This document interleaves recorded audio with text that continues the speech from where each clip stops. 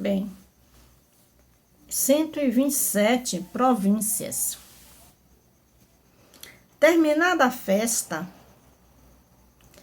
adormeceu e foi despertado pelas vozes alteradas de 3 rapazes que discutiam acerca do que seria a coisa mais forte do mundo. Em vez de admoestá-los, ficou a escutá-los. Decidiram, então, que cada um escreveria uma frase dizendo o que era a coisa mais forte e submeteria ao rei o julgamento. E assim foi feito. As frases foram entregues ao soberano, que oportunamente realizou uma convocação de nobres e conselheiros na sala dos julgamentos. Foi lida a primeira frase. A primeira frase dizia o seguinte: o vinho é o mais forte. Aquele que a escrevera considerou que o vinho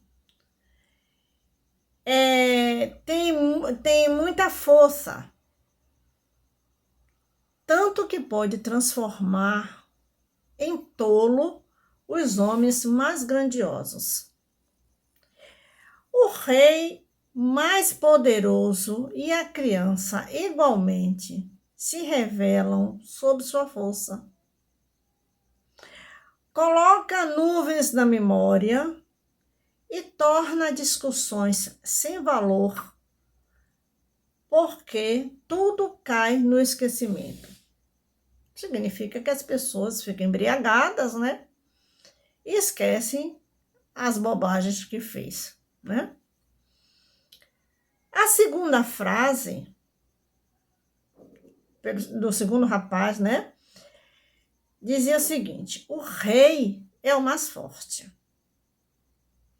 A justificativa do autor foi que o rei tudo manda e é obedecido. Envia soldados à guerra, condena à morte pessoas ou lhes concede o perdão. Todos os súditos lhe devem obediência e ele faz o que lhe agrada. É apenas um homem, mas por ele os soldados cruzam as montanhas, derrubam muralhas, atacam torres e depois de conquistar o país, lhes trazem o espólio, a riqueza daquele país, né? Bem, o terceiro rapaz, correspondente à terceira frase, nela dizia o quê? A terceira frase afirmava: a verdade é mais forte do que todas as coisas. A verdade da tese foi ardorosa. Aí disse o jovem: o rei pode ser perverso, o vinho é poderoso, os homens podem ser maus, todos eles perecerão, mas a verdade é eterna. É sempre forte, nunca morre, tampouco é derrotada. Faz o que é justo. A verdade não pode ser corrompida. Nunca morre. Não necessita de ter o respeito das pessoas para poder existir. É grandiosa e soberana. sobre todas as coisas. E Dario julgou que o terceiro jovem era o mais sábio. Gente, o jovem se chamava Zorobabel. Era um judeu e foi líder do seu povo na época do seu retorno a Jerusalém, depois de ter passado o exílio na Babilônia. Foi um dos reconstrutores do Templo de Jerusalém. A verdade sempre predominará. A verdade cresce, meus irmãos, à medida em que o ser se desenvolve. Então, hoje nós vamos fechar o nosso trabalho com as palavras elucidativas de Emmanuel, quando ele diz assim: se aspiras a convencer os que te rodeiam quanto à verdade, não ouvides que acima de todos os fenômenos passageiros e discutíveis, o único argumento edificante de que dispões é a tua própria conduta no livro da própria vida. Eu entendi nessas palavras elucidativas de Emmanuel que a nossa conduta diária, o nosso comportamento é que vai demonstrar o nosso caráter e a nossa índole, né? É que vai testemunhar se realmente nós somos aquilo que estamos demonstrando naquele momento. Não vamos precisar de testemunho, que ninguém deu seu testemunho para dizer fulano é verdadeiro, porque o seu comportamento, as suas atitudes falam por ele. Em qualquer situação, a verdade, ela tem que prevalecer. Doa a quem doer. Como diz o ditado, doa a quem doer. A verdade tem que ser dita, que é o único caminho. E como disse o próprio Jesus, né? Eu sou o caminho, a verdade e a vida. Então, é pela verdade que o indivíduo cresce, se transforma, se desenvolve, conquista a confiança das pessoas que o rodeiam, resolve as situações de forma elucidativa, de forma coerente, sem precisar de tanto argumento, porque quem anda com a verdade anda com Deus, anda com Jesus, né? Meus irmãos, decorrido mais de 2000 anos,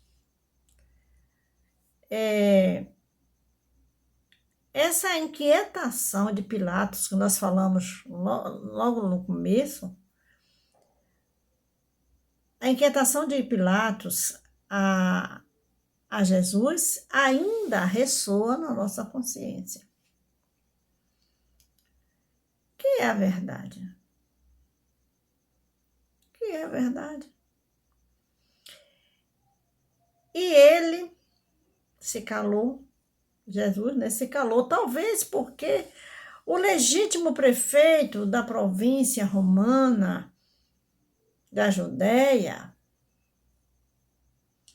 não contasse com acervo psíquico-moral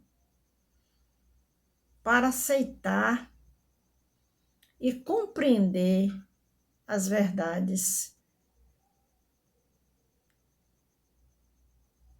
emudecedoras que pudessem brotar dos lábios lúcidos do mensageiro de Deus, do mensageiro divino.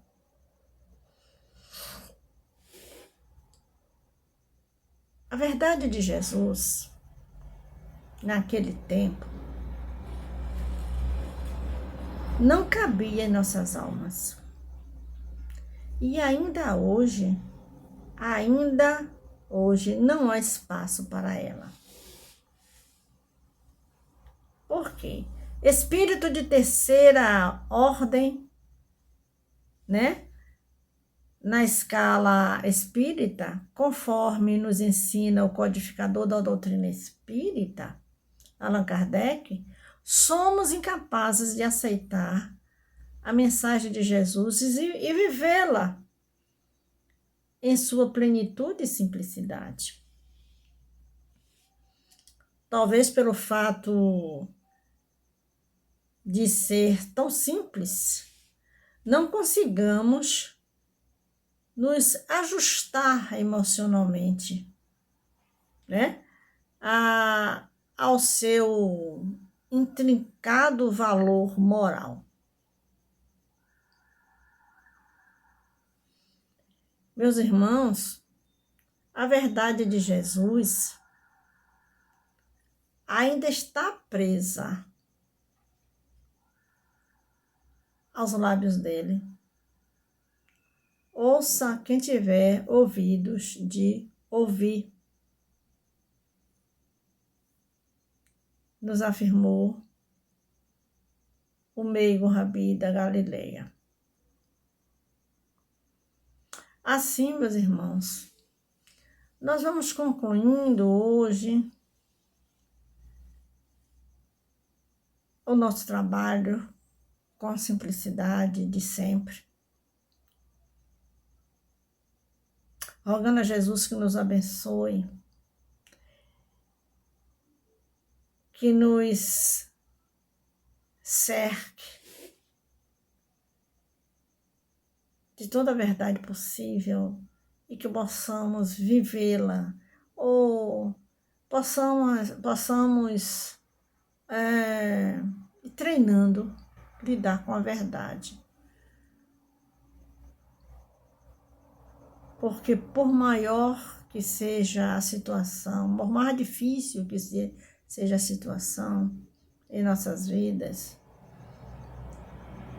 a verdade aliada à justiça, aliada à lógica, aliada à ordem,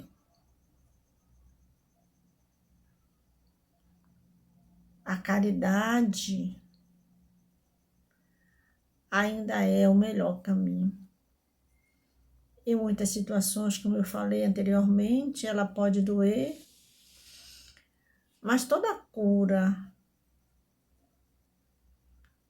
necessita de um pouquinho de sacrifício, de dor para alcançar o êxito, né? E quando a gente fala a verdade, a gente se liberta. Que é tão ruim a gente viver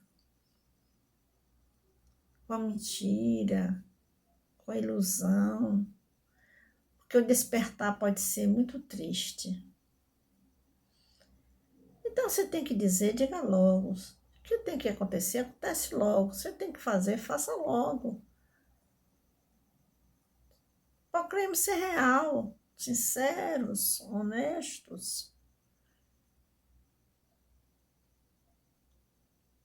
Que a verdade seja a luz da nossa vida. Que Jesus nos abençoe, nos guie e nos ilumine. E que possamos sempre seguir as verdades ditas pelo nosso Mestre. Ou que a verdade seja a nossa bússola. E como disse Jesus, eu sou o caminho, a verdade e a vida. Muita luz e muita paz no coração de todos. Fiquem com Deus.